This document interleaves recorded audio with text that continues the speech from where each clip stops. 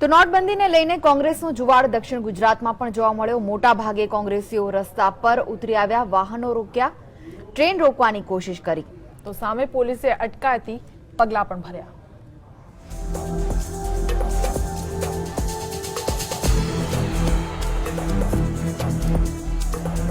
દક્ષિણ ગુજરાતમાં કોંગ્રેસના વિરોધ પ્રદર્શનની વાત કરીએ તો સુરત જિલ્લાના બારડોલીમાં કોંગ્રેસ કાર્યકરોએ ચક્કાજામ કર્યો। જો કે પરિસ્થિતિ વધુ તંગ બને તે પહેલા જ બારડોલી સુરત સર્કલ નજીક પોલીસનો પૂરતો બંદોબસ્ત ગોઠવાયો હતો।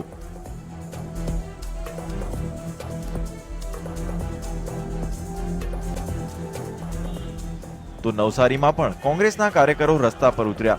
જૂના થાણા વિસ્તારમાં કોંગ્રેસના કાર્યકરોએ ચક્કાજામ કરવાના હતા ત્યારે પોલીસે 50 થી વધુ કોંગી આગેવાનો સહિત કાર્યકર્તાઓની અટકાયત કરી હતી।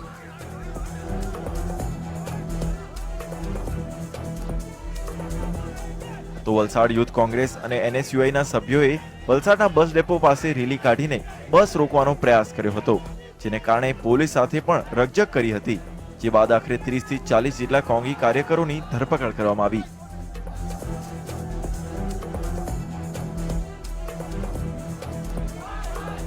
તો વાત કરીએ સુરત શહેરની તો નોટબંધીના વિરોધમાં સુરતમાં કોંગ્રેસે રેલ રોકો આંદોલન કર્યું। સુરત રેલવે સ્ટેશન પર ટ્રેન રોકીને ભાજપ સરકાર સામે વિરોધ નોંધાવ્યો। આ દરમિયાન પોલીસ અને કાર્યકરો વચ્ચે ઘર્ષણ પણ થયું। તો રેલ રોકો આંદોલન કરવાથી ટ્રેનો મોડી પડી હતી। જો કે પોલીસે 50 થી વધુ કાર્યકરોની અટકાયત કરીને ટ્રેનની અવરજવર શરૂ કરાવી હતી।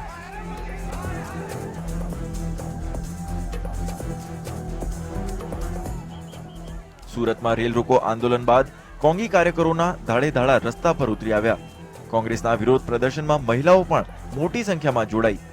રસ્તા પર ઉતરી આવેલી કોંગ્રેસી મહિલાઓએ એસટી બસને રોકીને ચક્કાજામ કર્યો, જેના કારણે થોડા સમય સુધી ભારે ટ્રાફિક જામના દ્રશ્યો પણ સર્જાયા। આ દરમિયાન પોલીસે સ્થિતિ પર કાબુ મેળવવા 100 થી વધુ કોંગી કાર્યકરોની અટકાયત કરી હતી। Bureau report, GSTV।